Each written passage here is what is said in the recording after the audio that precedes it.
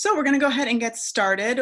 Welcome everyone, and thank you for joining us for today's webinar, Coping with Stress and Social Isolation, Getting a Little Relief During These Fear-Filled Times, with certified education specialist and former healthcare provider, Dr. Kathy Maxwell.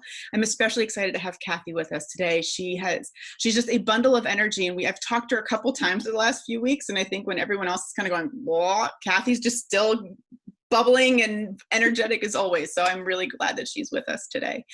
My name is Tanya McCausland, and I'm the Chief Operations Officer for Diamond 6 Leadership and Strategy. And I'll also be assisting and hosting today's webinar. We have some new folks with us today, some new names. So for anyone who has not heard about Diamond 6, what we do, I just want to take a minute to tell you about our company, where we're coming from, to help put today's presentation into a little bit of context for you. Diamond 6 Leadership and Strategy is a leadership development business located in central Pennsylvania. It's our mission to develop confident and effective leaders who make an impact on their community and the world. We do this through custom leadership development workshops for organizations, school districts, and associations across the country. And our faculty members, Kathy being one of them, are all distinguished, experienced, and deeply knowledgeable in various areas of individual and organizational leadership.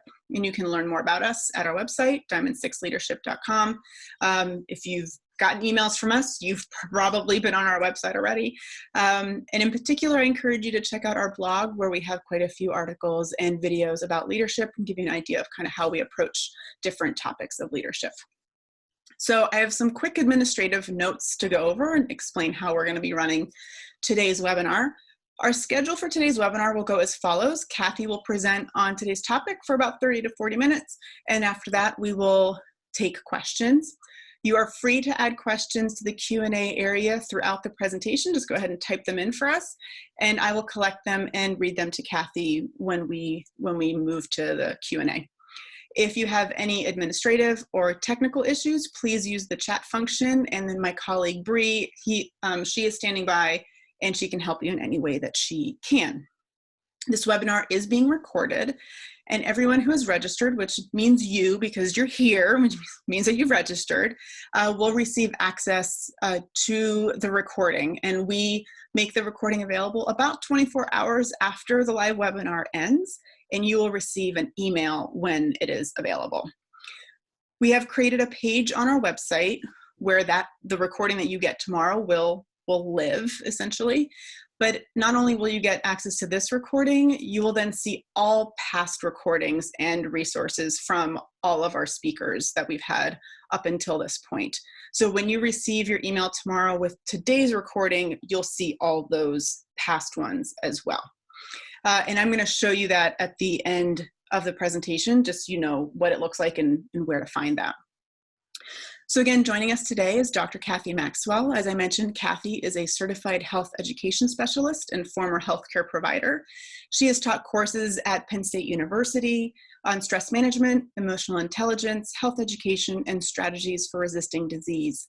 Dr. Kathy Maxwell holds graduate degrees in nursing and health education and a doctorate in adult education. So Kathy, I want to thank you so much for being with us today. Like I said, I'm excited to have your energy with us today because I know we're all feeling a little bull at the moment. So I'm going to go ahead and I'm going to turn my mic and my video off and hand it over to you, and then you can go ahead and share your screen and get started on your presentation. Sound good? Okay, thank you, Tanya. Sure, no problem. Yeah. Okay. Now I share. I'm good once I get all the technology in order. So I'm going to share my screen. Yep. There we go. Hang on.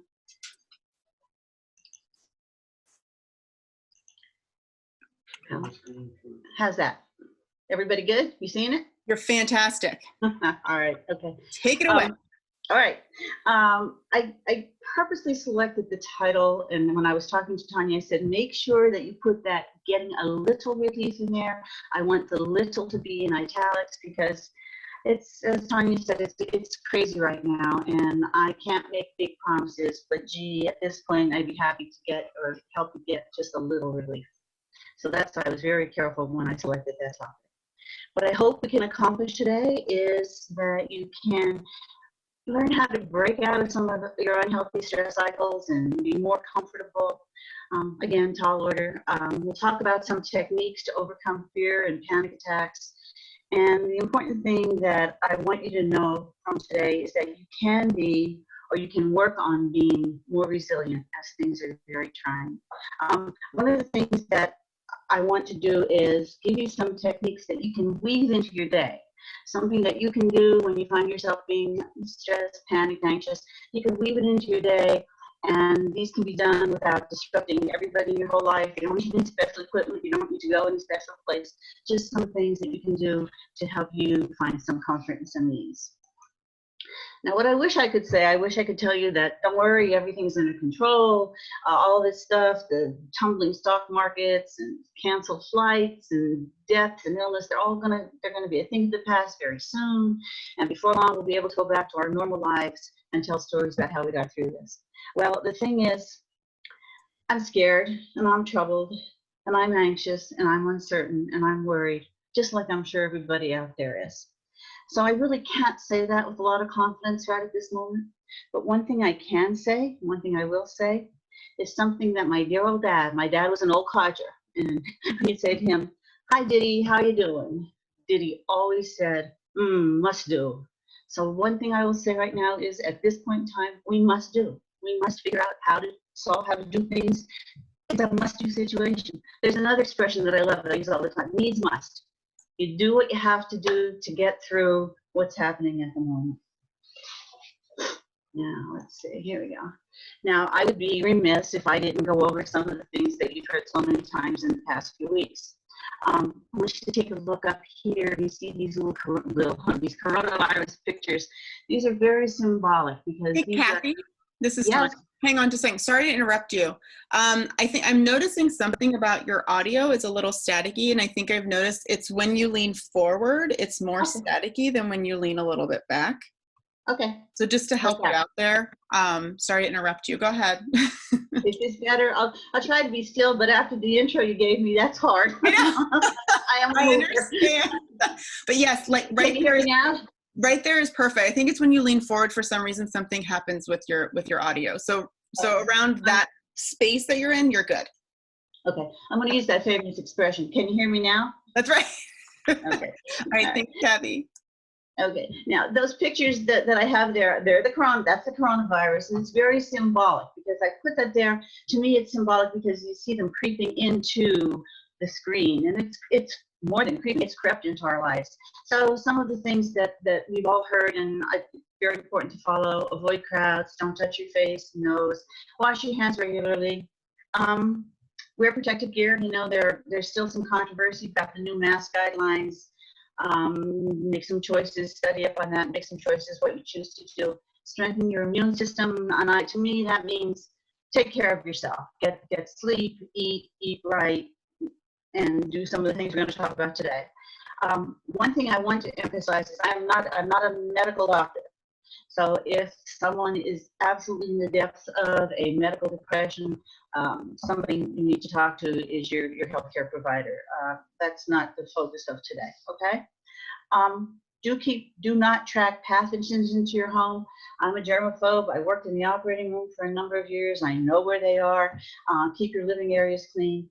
It's crazy in our house. We have two what I call shoe stations. And it's like you walk here, you change to these shoes. Then you go outside, you change to these shoes. Then we come back, you change to these shoes. So we wipe things down, we keep our living area clean. And all of these are very doable. I mean, everything on this list so far, I think everybody can manage. The very last one, maybe not so easy, maybe not so doable. And that's my focus today. And the last one is to stay calm. Sometimes easier said than done. Especially when you're going through things like this. Anybody out there not know the band Gene Simmons is with? Well, Gene Simmons from Kiss said, "Assume everyone is a zombie."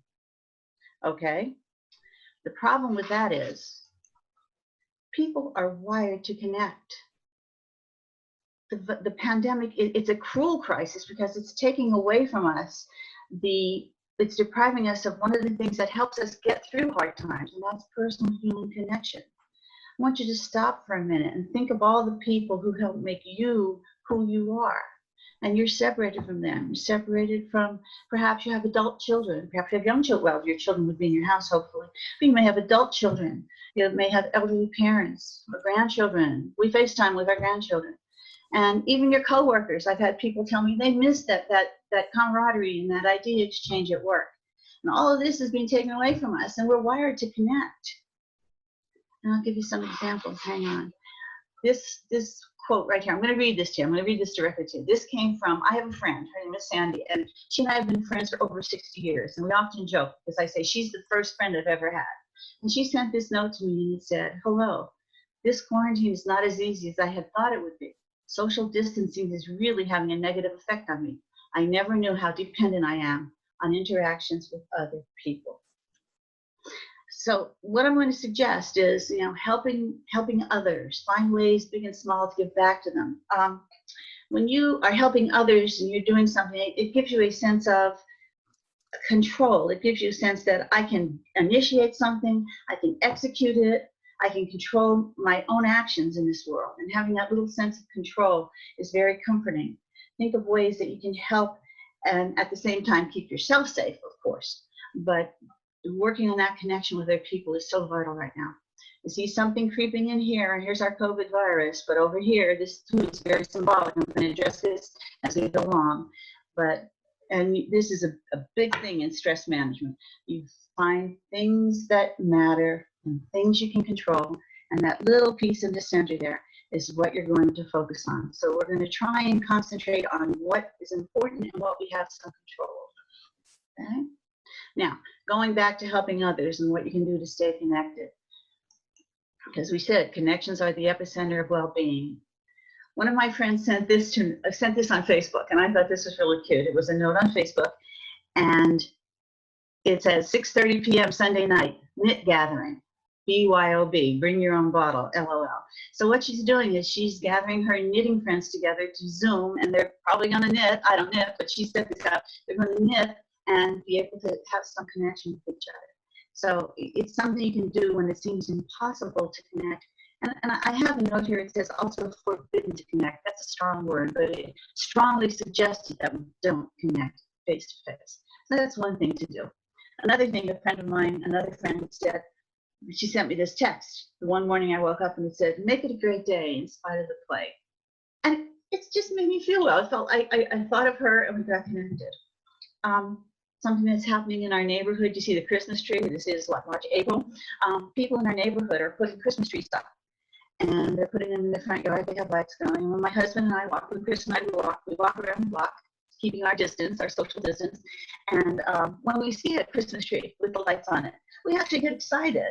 And we point it out to each other and we get excited. And I said, I have here, for one brief shining moment, it's not Camelot, but it's some happiness. So these are things people are doing to connect. Let's see what else I have here. Okay. One of the things we're getting out of this is this pandemic and the crisis has shown us that we're all in this together. Our survival depends on each other and our willingness to self-isolate and heed the warnings. Your task, though, when you're connecting, as I said, when you're connecting with people, is to do these things safely. One of the things that I would recommend when you're trying to stay connected to those people who make you who you are is to connect with them on a regular basis. Whether you connect by, I'm not a phone talker, but if phone call is the way it works for you, that's great. Texting, I love to text. But some way letting them know that you're there. Set times for your calls or your texts or your video calls, and keep to that schedule. Keeping to a schedule gives you some amount of certainty. Certainty is important in crazy times. Don't have to have long talks. There's not much to say sometimes when you're in the house. It's like, I'm just here. I talked to my sister-in-law. She said, yeah, we're sitting here watching television. It doesn't matter. In fact, I can hear their voices. So you can keep your contacts short, but they should be regular. I'm going to stress, and these little things that you can weave into your day that I'm talking about, I'm going to stress to stay regularly, keep to like a regular schedule. Like you call your whoever you're calling, if you call them every 2 days or every 3 days. It doesn't have to be a long call, a short connection. But if you keep to a schedule, it adds certainty, and that's something that we can control. That little circle here, we can do that. And anything that adds certainty is going to be helpful when we're frazzled because of what's happening. A study in health another way to stay connected. I have to preface this. Another way to stay connected is through the news media. Okay, so we figured out there are ways to stay connected with our friends, family, children, grandchildren. Another way to stay connected with the world is through the news media. But, and this is a big but, a study in health psychology shows that disasters and epidemics and reporting on these affect people in a negative way. These people who repeatedly watch these stories have more acute stress, they have more symptoms, as it says here, similar to post-traumatic stress disorder. And this can even lead to long-term poor health. And why would this be? These stories, the media coverage tends toward sensationalism. They're competing for an audience. Everybody wants them to watch what they're saying and listen to what they're saying. It's kind of like sometimes I watch television shows and I'll think, well, now why did that happen? And I think, well, Kathy, if that didn't happen, there wouldn't be any story. So I think that's what's happening with when you see these sensational news stories. It's not repeated exposure is not good for mental health. This becomes a distress cycle, a stress cycle, an anxiety cycle, where people have a lot of fears about what the future looks like, and it gets worse and worse as you continue to listen to it. You keep feeding that fear. And as I said, a lot of it is because we're competing for audiences, and the more sensational it is, the better their chances are of having somebody listen to them. I said here, my suggestion, but your task is to find a single source of reliable information that's not falsely reassuring, but also not catastrophic. You got to find that, that normal curve where over here it's falsely reassuring and over here it's catastrophic. And right in the middle, you're getting reliable information. That's what you're looking for. You have to be the judge of that. I have some sites here, like Facebook and Tumblr. Problem with Facebook and Tumblr is people tend to be friends with people who have like ideas.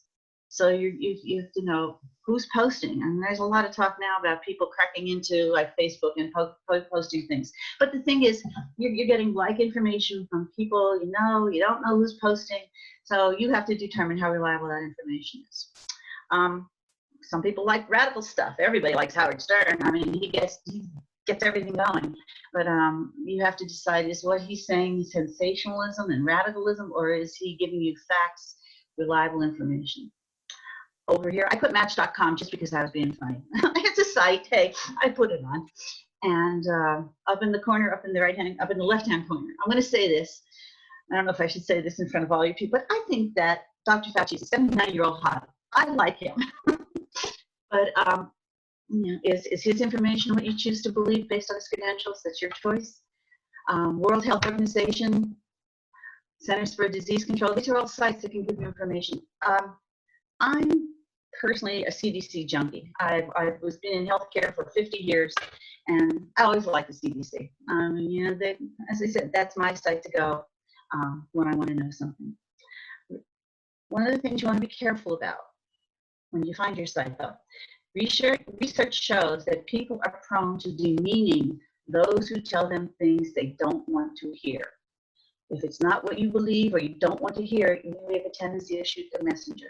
So I said, your task is to find a source of reliable information. Your second task in this area is to be objective. I want you to step back and be objective. Maybe put your beliefs aside and listen to somebody else for a while. You don't have to follow them, you don't have to believe them, but give them a chance. I'm going to ask you to be objective. So one of the things that could help is if you're judicious in your choice of news media and social media.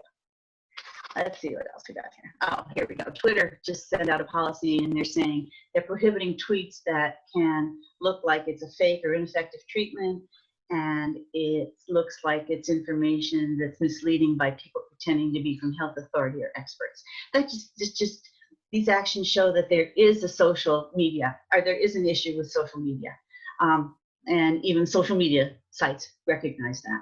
So, as I said, be objective, find reliable information, be careful, and don't overdose. Not overdose.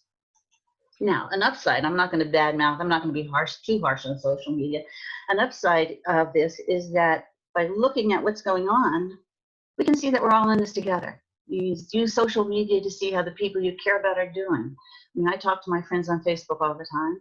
How can you keep calm, or how to help others? I check in with my friends all the time. I love this picture. This picture with people from all over the world with their masks that represent the different flags from all over the world. I just thought that was a cool picture. And if we see that other people are what they're doing, it can make us feel like we're all in the same boat. And that's very powerful. When fear leaves people feeling helpless and exhausted, seeing that you're all together in this helps ease the emotional burden.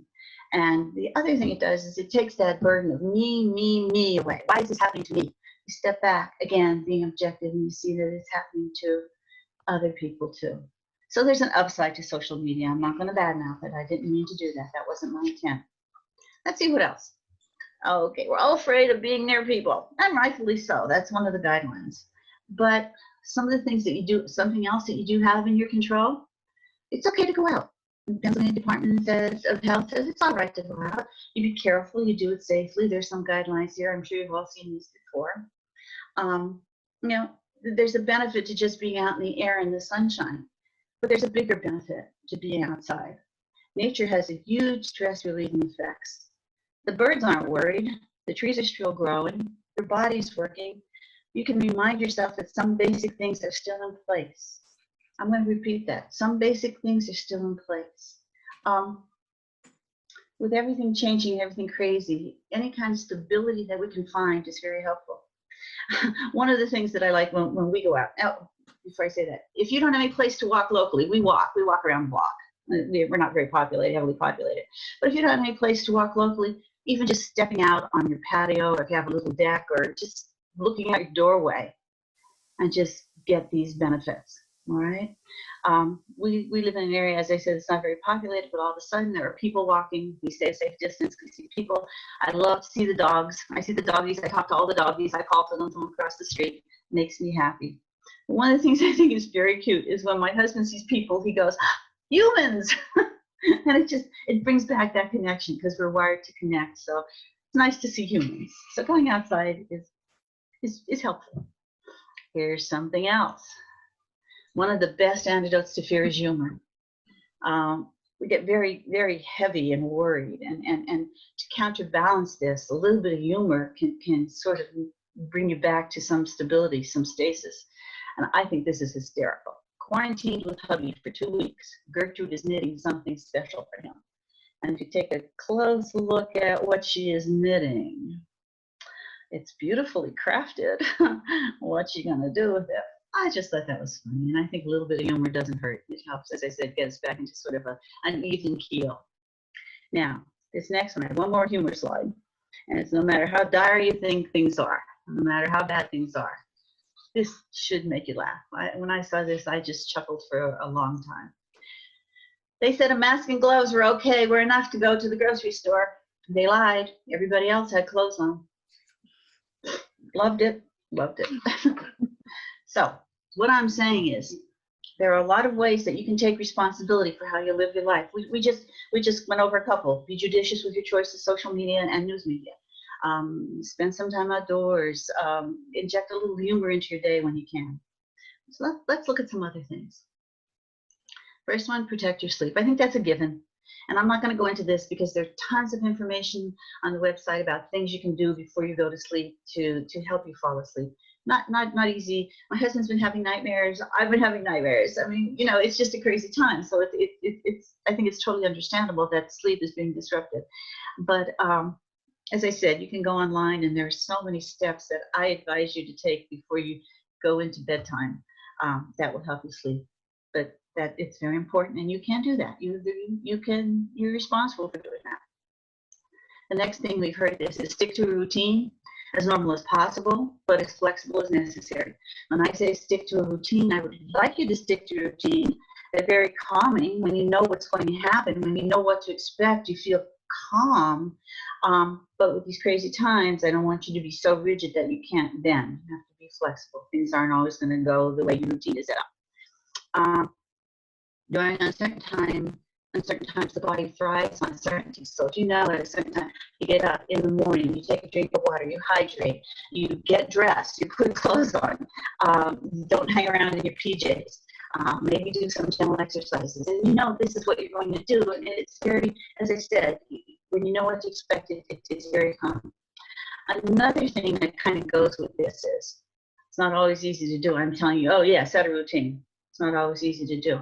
But when I taught my stress management classes, I don't think I ever taught a class that I didn't say this. Set personal policies. Every place you go, organizations, businesses, your company, everybody has policies, all right? And you listen to them. You don't just obey policies. Everybody pays attention to policies.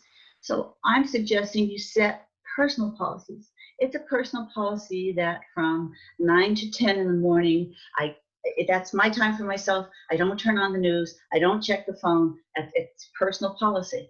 And as you obey other policies, I would expect that you would obey your own personal policy. So think about that. Think of some personal policies, things that you really need or want to do, and make it a personal policy and see if that works. Also, anxiety thrives when you have a lot of unstructured time. You don't know what to do. You're up and down and pacing, looking out the window. What can I do? So by setting a routine and staying to it as well as you can, very helpful. I think I already mentioned that. You wallow on the couch in your pajamas is a downhill slope. Please get dressed, change clothes every day, put fresh stuff on. It helps. Let's see what we have here. Give yourself a holiday from the coronavirus. The brain has a negativity bias, and we have a tendency to pay attention to the bad news rather than the good. So I'm going to suggest you do take a news break. Our brains need to return to a baseline functioning without that constant stimulation of the bad news firing in our brain. We just need to tone it down, get back to the baseline. Then when the spikes happen, you'll notice it. You pay attention to it. And I'm not saying don't listen to the news. I'm just saying give yourself a holiday and give your brain a chance to rest. This is a good one. Give others the benefit of the doubt and wide berth. It's not easy being trapped in the same house, the same rooms, with the same people 24/7 when that's not what your usual lifestyle is. And we're everybody, not only me, remember that me, not only me, but other people are upset, scared, nervous, anxious, stressed. Right? So you have to take that into consideration. So sometimes, we need to bite the tongue, we need to step back, take a breath. We'll talk about that a little more in a little while. And this one follows up with that. See if you can find yourself a nook, a retreat place that's just yours to go and sit, if it's to read a book or if it's to just sit and think. I don't know if we have any meditators out there. Spend a few minutes talking about that. But finding a place of your own just to get away from the fray. There's lots of people in the house right now.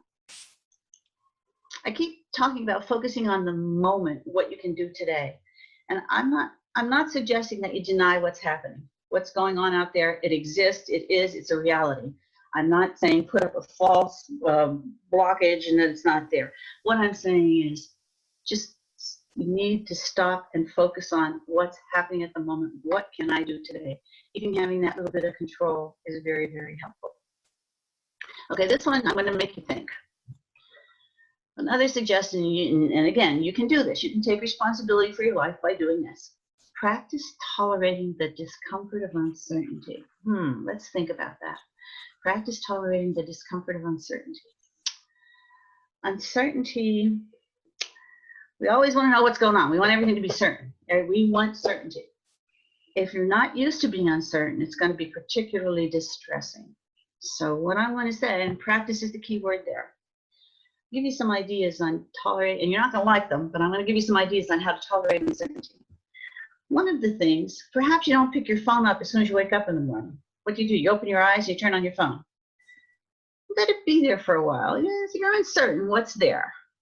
I'm not saying ignore big stuff. I'm not saying that at all. What I'm saying is just let it sit there for a while and just be uncertain as to what's on the phone. You don't have to jump to it right away. So that's one exercise in practicing uncertainty. Another one is I can't wait for the mail. And work home, the mail is a big deal during the day. Perhaps just as an uncertainty practice, bring the mail in, but you don't open it right away. Let it sit there for a while. Let your body adjust to being uncertain, not knowing what's going to be in the mail. And the last one I have, when you're looking at Facebook and you have that little thing in there that has a number and it shows that you have 12 comments, you can't wait to put your password in and get those 12 comments. Practicing tolerating uncertainty. I'm going to suggest that you might, they're there, they'll be there, they're not going away. Put that aside for a while and just wait before you jump in and check what those comments are on Facebook. Not easy, you might not like them, but there are some things that can help your body get more comfortable, not comfortable or happy, but more comfortable, more at ease with being uncertain, because we live in an uncertain world right now. All right, I'm going to show you this next one. One of the things that you can do, and you're responsible for this, is finding unexpected bits of joy. Like, I don't know how else to say it. Find things that all of a sudden you just feel this little twinge of joy and it makes you happy, even if it's for a nanosecond. I'm a puzzler, and I buy puzzle books in bunches, big bunches. They come in 20, 30 books at a time. And you get them cheap because they're like 2017, 2018. The puzzles are good. It's just that they're from 2017, 2018. So I have a date there at the bottom. It says March 25th, 2020. And what I was doing a puzzle. The puzzle was from an old book from November 2018. So the date had nothing to do with what's happening today. But when I did this puzzle, and when I finally figured it out, if you can see what it says, the answer is, put your hand in mine and let us help one another to see things better. Put your hand in mine and help us to, and put your hand in mine and let us help one another to see things better. I don't know why, but when I saw that puzzle answer, for a nanosecond, I just felt so happy. It made me smile. It tickled me. It gave me a little bit of joy. And it surprised me. It actually did. And I thought maybe I needed that to hear that message today. I'm not putting my hand in your hand. That's not right now. But the message, the overall point of the message, I thought was so important. It made me so happy. So I'm just going to take a drink and stop for 1 second. And I'm going to let you think for a minute about finding unexpected joy in the craziest places. Okay.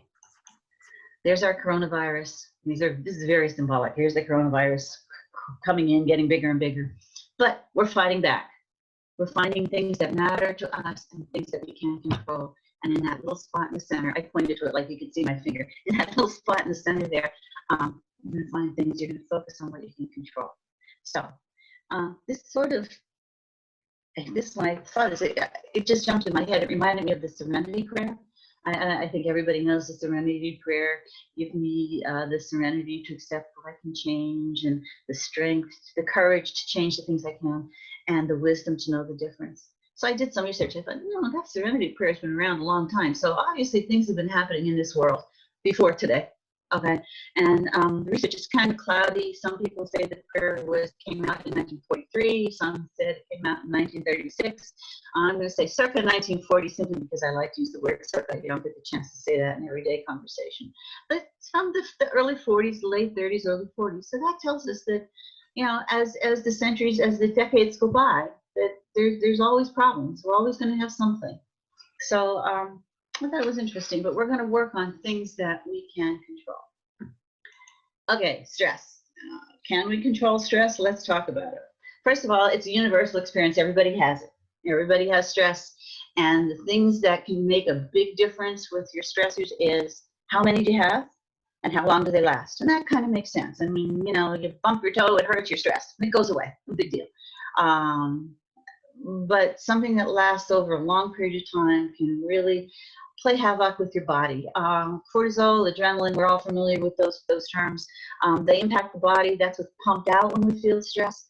One thing to note is that it affects the organs. It inhibits the immune system. People who are stressed don't heal as well. They're prone to catching flus and colds. We don't see this though. This isn't something that's visible to us. But anxiety and panic and stress attacks, where all of a sudden your heart's pounding, you're lightheaded, you have trouble breathing. These are very noticeable to us. And I want to stress that because one of the things that I want you to do, this is under your control, is when all this stuff is going on around you, I want you to pay attention to how your body is responding. Because this is actually taking a toll on our bodies. Our bodies respond to situations, uncomfortable situations, and we have to take care of that before we can do other things. Stress increases when things are uncontrollable, unpredictable, and sustained. That's the stress trifecta: uncontrollable, unpredictable, and sustained. As I said, it's this stress trifecta. This is where we are today. And I must have said a million times already, we don't do well with uncertainty. And we don't know how controllable this virus is. We don't know how predictable. That's one of the problems. We don't know what it's going to do. And already it's been chronic. I think it's been around a long time, and we don't know how much longer it's going to be. And the predictions are, well, it's still going to be here. So those, as I said, those are the three big things that can really add to our stress. So one of the things I need you to do, I'm going to ask you to start paying attention to yourself. When you start feeling weird, when you're maybe breathing faster than you'd like to, or you have that pounding headache, what happened? Step back. Did something happen that triggered that? Was that a stress trigger? We can't change what we don't notice. If we don't notice what's going on, if we don't pay attention, we can't change it. And then we have to figure out what to do when they come up.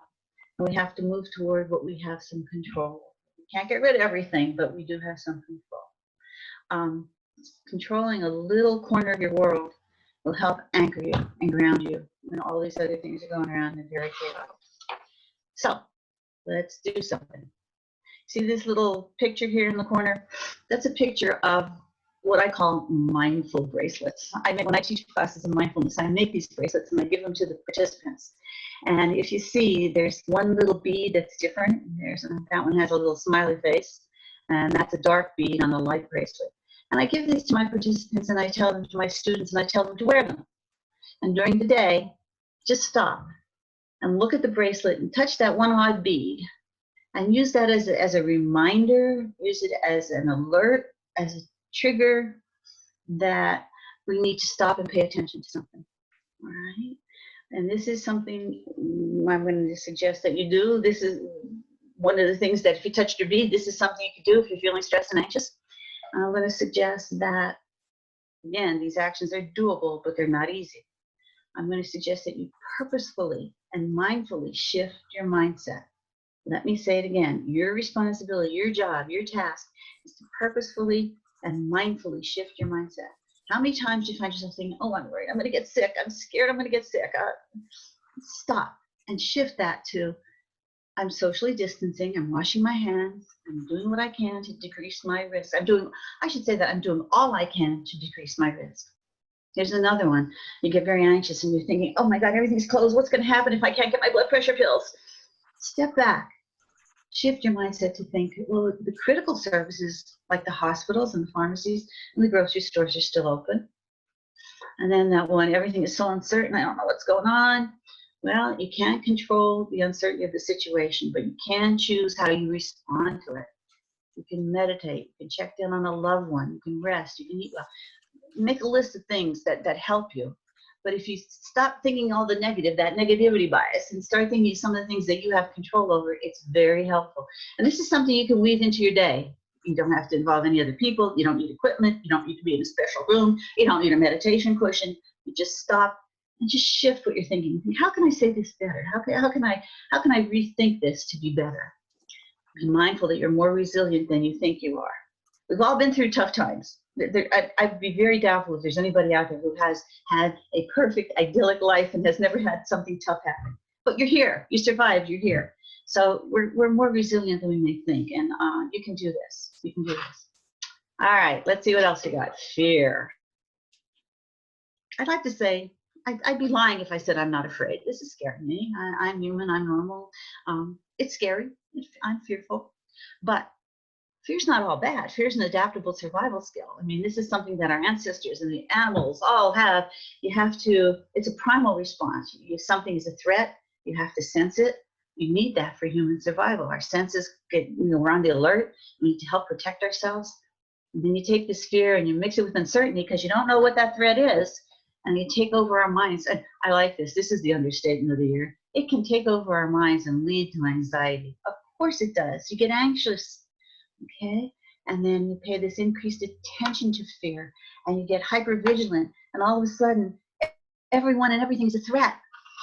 Okay, according to a theory out of Psychology Today, our perceptions of how vulnerable we are depend on whether we perceive the situation. Let me say that again. Our perception of how vulnerable we are depends on how we perceive the situation. And we're going to look at, is it dangerous? And we're talking about being vulnerable. Is it dangerous? Is it disgusting? Is it uncontrollable? Is it unpredictable? I don't have to even address these. I just described where we're living in today. So mixed with uncertainty, fear and vulnerability can take over our minds and lead to this hypervigilance. I just looked at the clock and I'm going to pick up. I know I'm talking quickly. I don't like to do that, but I'm going to do it. Resist the urge to escape your fears by learning more about this. The more I know about the virus, the better prepared I'll be. Maybe not. Let's stop. Okay? When waves of the virus anxiety shows up, notice it, describe it to yourself, be in the moment, recognize the fear, but don't let it overwhelm you. And paradoxically, over time, facing anxiety in the moment will lead you to be less anxious. Let's see. There are two things. There's something. When fear goes off the rails, and I think you'd be disappointed if a presentation on reducing stress or controlling stress didn't have something in it about breathing. Slow breathing is one of the best ways to stop this anxiety, panic attacks, and the key word there is slow. And you see the symbol there, our little bracelet, meaning, hey, this is something you could weave into your day, and you can do it when you're feeling anxious and excited. One of the comments is it helps slow the heart rate. Going slowly slows the heart rate, calms the body systems, stops that fight or flight. When we talk about being afraid and the animals are out in the bushes, they stop, they freeze, and they're either going to fight or they're going to run. Okay, and cortisol pumps out.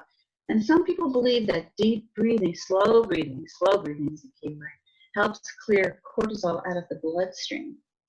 And that would be very good. And slow breathing, when you're breathing, you scan the body. And where do we hold our tension? In our lips, in our jaw. Your jaws are clenched, your shoulders are tight, your lower back might feel painful.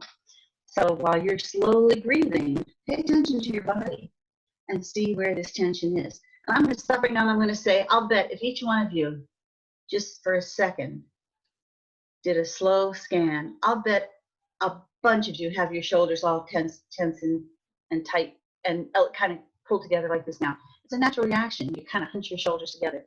And before I would start any kind of class, any kind of meditation class or anything, I would make my pupils just slowly relax their shoulders. And just do that for me now. Drop your shoulders and relax them. Even just doing that feels better. So here is a simple breathing exercise. I want you, this is something you can weave into your day. If you feel anxious, scared, stressed, fearful, this will help. And we could do it now, even as we're sitting here. I want you to sit comfortably erect. And I purposely chose those words, comfortably erect, no slouching. I'm a big posture person, so sitting nice and straight. You choose if you want your eyes open or closed. You can put one hand on your heart and one hand on your abdomen. And I say that because it helps you feel the breathing, the breath as it goes in and out. And it just makes the process richer when you can feel what's happening. So you're sitting straight. You can have your eyes open or closed. Do it with me now. One hand on your heart, one hand on your abdomen. And take a slow, keyword slow, full breath through your nose for the count of 4. So you're going to count to 4 in your head and inhale. And you're going to slowly exhale with your mouth open for the count of 6. Now, you're exhaling longer than you're inhaling because when we breathe shallowly, we hold all that body waste, respiratory waste in our lungs, and I want you to get them all out. I want you to do that extra long inhale, almost to the point of squeezing it out. And I want you to listen when you're inhaling and exhaling. I want you to listen to the sound, that extra long exhale. When you're exhaling, I want you to listen to the sound. I want you to, it sounds like you're fogging a mirror, cleaning your glasses. You do this as many times as you need, as many times as you need to feel comfortable. And when you're finished, you gently stretch and just soften your muscles. One of my favorite expressions is don't make it harder than it has to be. It's just slowly breathing in through your nose, slowly exhaling out your nose. Very relaxing, very calming to the body and the mind. Speaking of the body and the mind, It's called the stress loop, the fear loop, the anxiety loop. Our minds and our body work together. If we were just people who thought, it wouldn't matter what we thought. But our minds are connected to our bodies. And stress and anxiety in our minds can produce physiological and physical symptoms, psychological and physical symptoms. We're thinking it and we're feeling it. And we feel it often, and you've recognized this is nothing new. You've had a stomachache. You don't know where it came from, a muscle tension. Oh, there's an extra N there. See how noticeable it is. A headache, rapid breathing, a fast heart rate. These are all signs that your mind is affecting your body. Your mind is shutting down and your body's getting ready for that fight or flight. So these are physical feelings that you get when you're stressed. The mind and the body work together. Buddha says we are shaped by our thoughts. We become what we think. Now, the brain is always growing. What we think and what we pay attention to changes the structure and functions of our brain. It's called neuroplasticity. And many brain studies show that the brain forms and recognizes connections throughout our entire life. So what we think, we become. But, there's always a but. Buddha's view on positive thinking was that if it violates reality, it's worthless. You can't make a boulder rise into the air by means of wishful thinking. So I'm saying, I can sit here and think all I want. It's not going to make me a fashion model. All right? So we're going to look at what can we really think about, and our goal is to be calm. What can we think about to be calm? And there's a story, there's a tale from stories of Buddha. And before Buddha became enlightened, he was sitting by a tree, and the demon god Mara came in. And Mara represents dark thoughts. And I think we can just make a list of dark thoughts today. And what he does, this is one thing to do to help decrease anxiety, become calm. We're talking about things we have control over. But we're going to do something unexpected. We're going to do what Buddha did. Buddha invited Mara in, and he invited the thoughts in. He invited these enticements in. And instead of ignoring them and pushing them away, he actually sat there, and what I'm paraphrasing Buddha, God bless him. Well, what you're doing is you're actually recognizing these fears, these thoughts, these dark thoughts, and looking at them and thinking about them, and be grateful for them, because when they come in and you see them, it's a guide for you to think about, what do I need to control? What do I need to work on? It's helping you understand what's going on in there. So when Mara visits in the form of troubling emotions, Buddha said, I see you, Mara.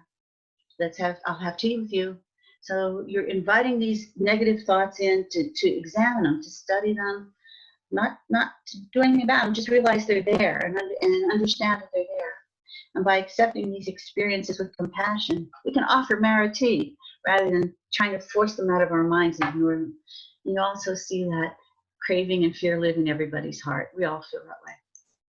But there's an opposite to that. You can invite your negative, what do we call them? Negative, unwelcome thoughts. You can invite them in, look at them, see them, just let them be there, understand them, and as I said, invite Mara to tea. Or you can do something totally opposite. You're going to recognize our fears, okay? When they're there, distract them. Instead of inviting them in, distract them. And what I want you to do, and this is what I'm going to tell you to do, I want you to create what's called a distraction list. I call it a distraction bucket list. I'll call it a thought list, whatever you want to call it. But as soon as you're starting to feel anxious, or you're starting to feel fearful, or these crazy thoughts are jumbling in your head, I want you to say, stop it. Stop it. You're going to name it. Oh, I'm scared right now. I'm disgusted. I'm angry. I'm anxious. Name it.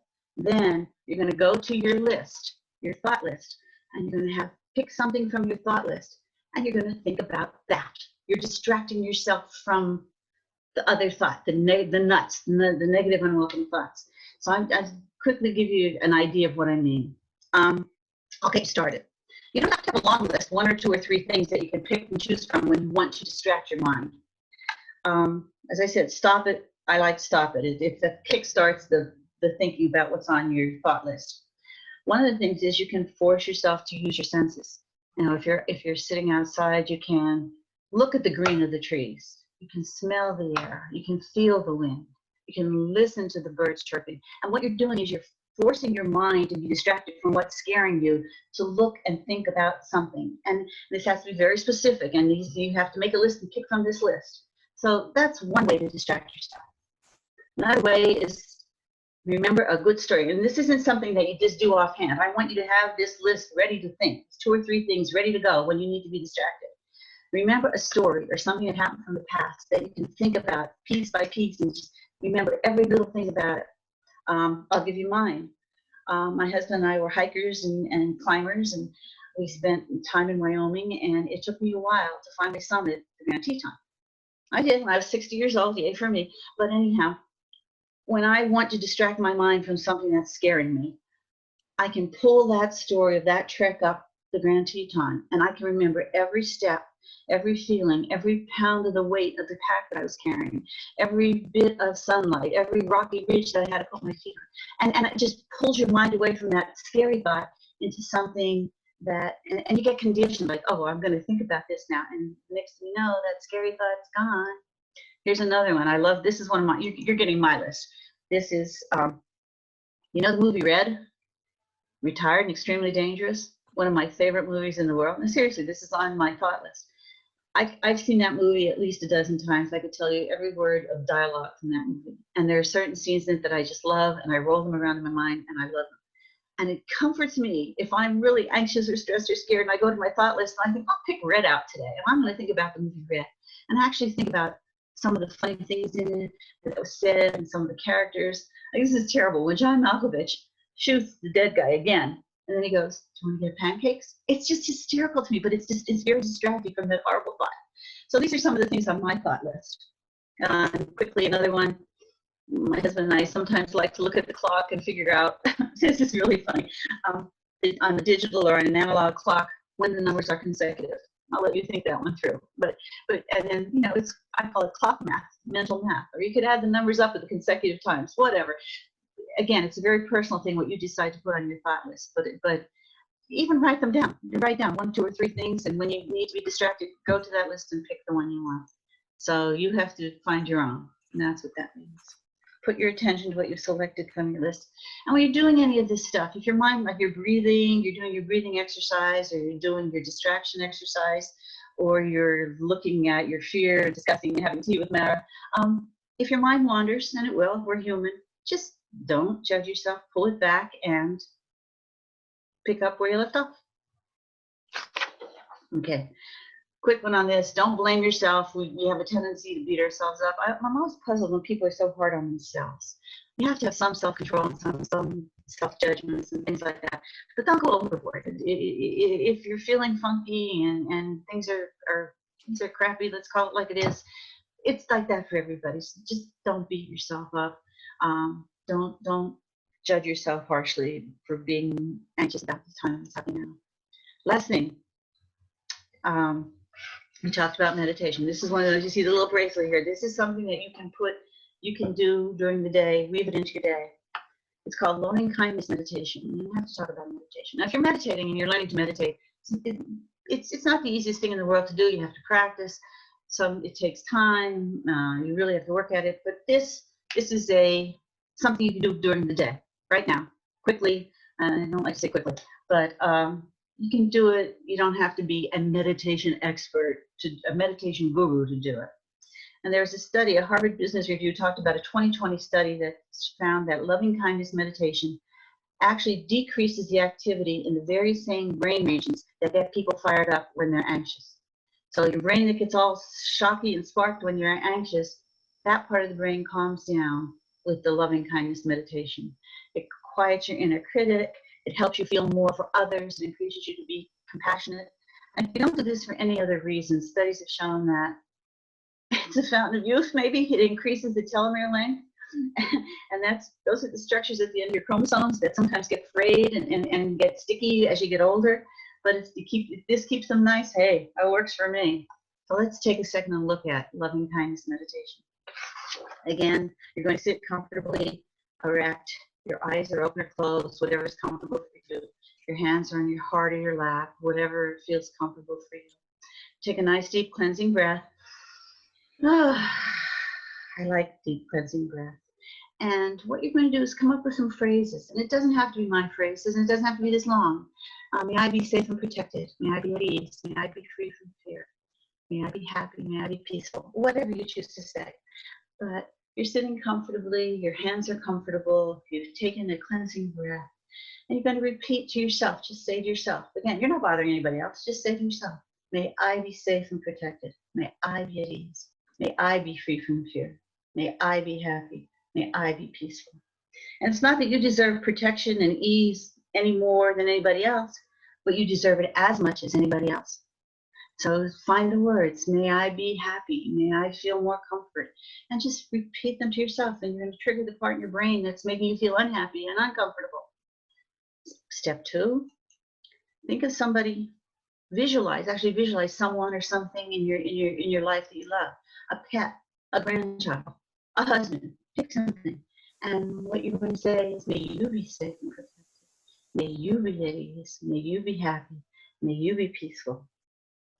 And you repeat the phrase as long as you're comfortable. And if your mind wanders, notice that it's wandered and come back to it. And then, because we're good people, you want to wish that on all human beings. May all beings be safe and protected. May all beings be at ease. May all beings be free from fear. Now, loving kindness meditation can go on and on and on and on. Our task today, our goal today was to have something that, again, you can read it your day, stop for 3 minutes, and just wish yourself some love, some ease, some freedom from fear, some peace, some happiness. All these things I talked about, again, doable, not easy. You're not going to go like this and say, I'm going to breathe and I'm going to be fine. It's not going to happen. As with anything, you need to practice and repeat it for your neural connections to jive. If the neural connections in the behavioral skills area of the brain are strengthened, and the next time you need to some peace and you go to do it, it'll come easier.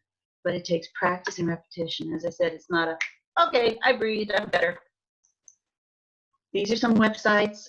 You really don't need to have the website. Just even putting in CDC government, of course, I'm CDC junkie, I put CDC in there. There's a nice one. It's the Mental Health America, and it promotes overall mental health.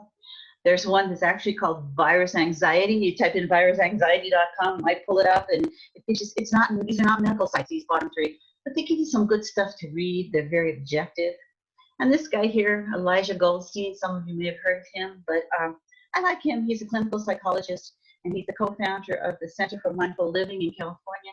And he says nice things. He's very comforting. He talks about loving kindness meditation and paying attention to how your body's reacting to all this stuff that's going on.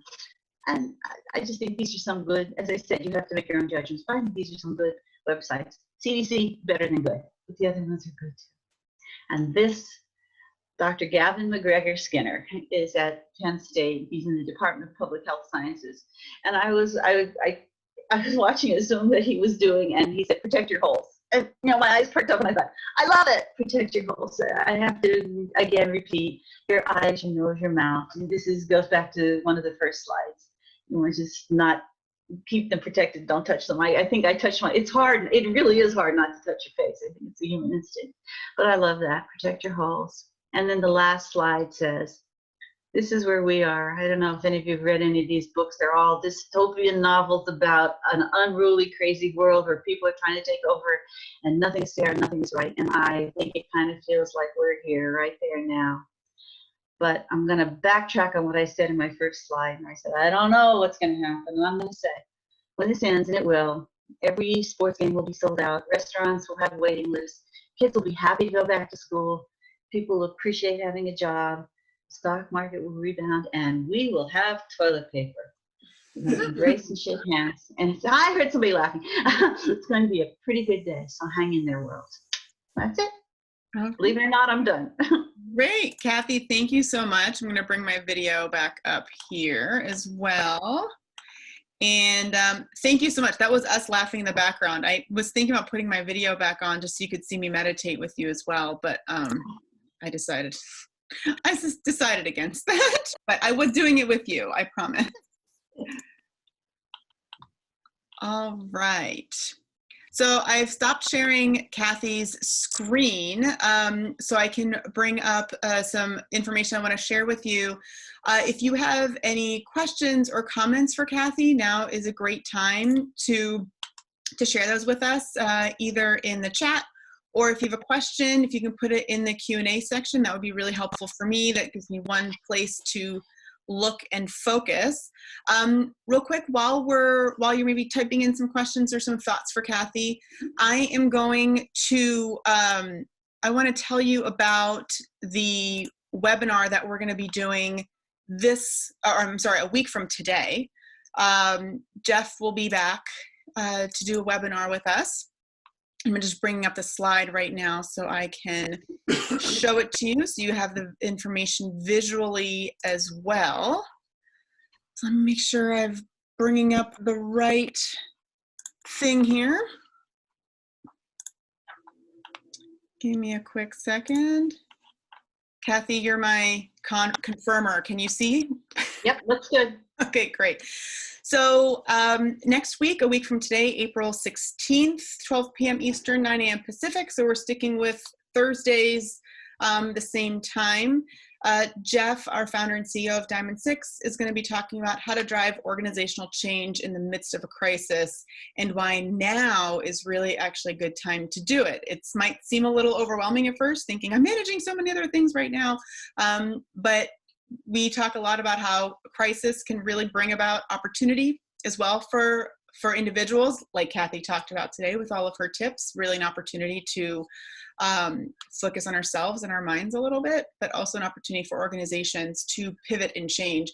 And really, honestly, if organizations don't pivot and change, chances are they're going to suffer down the road as far as being around. So Jeff is going to talk about how organizational change is really necessary, particularly in a time of crisis.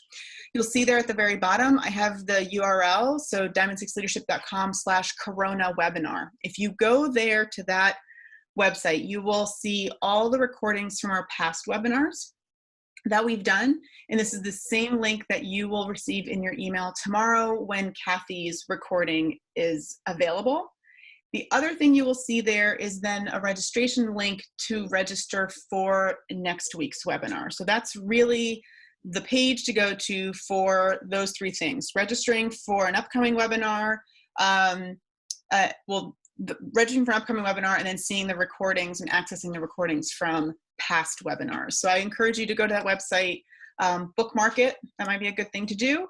And like I said, when Kathy's is available tomorrow, that will be at that website.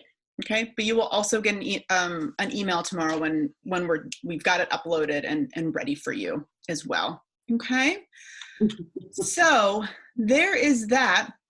Kathy, I want to tell you this was a great webinar. Thank you so much for sharing your information. I have to tell you that I was taking notes.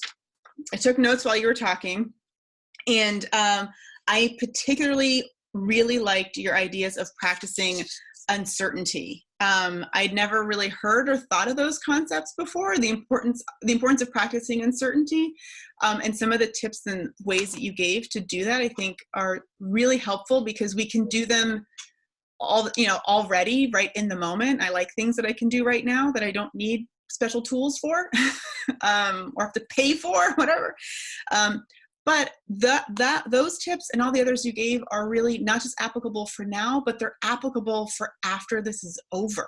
So I think it's important for us to practice uncertainty, whether we're sort of in this extreme crisis or just in our daily, normal, everyday stresses of life. So I think what you gave us is not just, like I said, helpful for the moment, but helpful in the future as well. So thank you for doing that for us.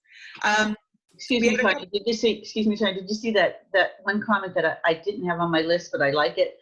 Yeah. Paint your fingernails red and it'll keep you from touching your face. Yeah. Okay. That's one thing. That's another thing to do. That's right. Or if you're holding 2 glasses of wine, like Jeff said back here, then okay. Red wine. There's ways. So we have a couple of folks just thanking you, saying, great information. Let's see. Someone's talking about concept of cognitive bias. So thank you for that comment. This refers to the tendency to seek out information that confirms your own thoughts and to reject or feel uncomfortable about information that conflicts with your thoughts and morals. So yeah, kind of what Kathy was talking about, for sure. Yeah, we definitely have a tendency to always go to the negative, don't we? I do think it has to do a little bit with survival. We have to think of the negative, and that fear, like you're saying, fear is is a tool for us to survive. It's our human instinct, right, to do that. Oh my gosh, Tanya, you were listening so hard. I was listening really well, and I took notes. I did. I really did. One concept I want to share, because it came to me a couple days ago when I was preparing for a presentation, and I spoke to a couple ladies last night. And I think now that we're 3 to 4 weeks into this, I think we're starting to feel a little differently than we did, obviously, when this first started. There's certainly a lot of uncertainty now, but I think we're starting to maybe see some clarity. And the visual that came to me the other day was, I feel like my life was in a snow globe, and that snow globe just got shaken up really, really hard. And not only did all the snow go flying everywhere, as it does in a snow globe, but all the little parts that are attached in the snow globe, those went flying all over the place as well. And now, about 3 to 4 weeks in, the snow has settled, the parts have settled, but they're all kind of like on their sides, they're upside down.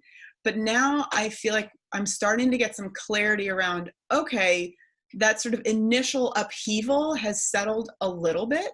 And now I can kind of put the parts back into place. They're going to be in new places, at least for now, but I can start putting them upright. Whereas a week or two ago, that just didn't even seem really that possible, right? I just didn't really have the wherewithal to do that. And so that was just a visual that came to me the other day that I thought, I don't know, I feel like my snow globe is starting to the snow is starting to settle, the parts have all come down, and now I got to put everything kind of back in its place, but it's going to be new places, at least for the time being, right? So one question that has come up, Kathy, is, can you speak a little bit to, we have so many people have children at home right now. And some of the things that you've talked about, I think, are certainly applicable for adults, and I can see them being applicable to children as well. Can you give us some tips or advice for us parents that are home with little ones, and help them kind of gain some perspective on this and help them understand what's going on, or maybe give them some mindfulness tools as well? I'm laughing because there's so much out there about parents with the kids home all the time, and it's crazy. I can imagine it's crazy. One of the things that I would think is that it's really, and this is, well, you're a parent and it's work, but it's really important not to try and not let your children sense your anxiety. Mm-hmm. And that's probably easier said than done, but I think it's talking to them and telling them, I'm here, we're here together, I'm here for you, we'll take care of this together, just knowing that you're there supporting them. Because the last thing they need too is fear of abandonment. They don't know what's going to happen. So saying, we're here, we're in the house for a while, let's see what we can do. What can we do? We'll take some time to play, we'll take some time, I'll take some mommy time or daddy time, and you can have your time, and then we'll have time together. Just letting them know that the big thing is just letting them know that you're there for them, and that, I think kids get afraid that their parents are in danger, or that there's danger, mm-hmm. and trying to not have that be the atmosphere around the house. Mm-hmm. Maybe not let them listen to as much of the TV about the coronavirus as you're listening, things like that. Yeah, so it's a tough one. Yeah, I think that's actually a really good point. Is I think children are one of their biggest fears is something what could happen to their parents or a loved one. Yep. I think that's a really good point. And so if we can at least manage that piece and say, no, we're doing everything we can, everyone's staying safe, and that's why we're home, is so that we stay safe, I think is a really important point. You can't manage all of their fears, and some things just come up for them that are either unrelated or, but I think it's a really important point to communicate that mommy and daddy and our loved ones, our grandparents, everyone's staying home so that we can stay safe. So it kind of sucks right now, but that's why we're doing it. I think it definitely manages one of their greatest fears. is Mhm. you know, something happening to a parent. So I'm not going to give up on you. We're together. We're here with you. Yeah. that's right. Yeah, that's a great point. Well, Kathy, thank you so much. I really appreciate you being with us today. Thank you, everyone, for being with us and joining in with us. And before we go, Kathy, you don't mind hanging tight. Jeff wanted to make a brief comment. So before I wrap things up here, I'm going to, whoop, he's up there. There you are. We're just going to bring Jeff in for a quick comment. First of all, I want to thank Kathy publicly as well for just a fantastic presentation, taking the time and a lot of work putting that together and helping all those fantastic people that are out there. So Kathy, thank you very, very, very much indeed.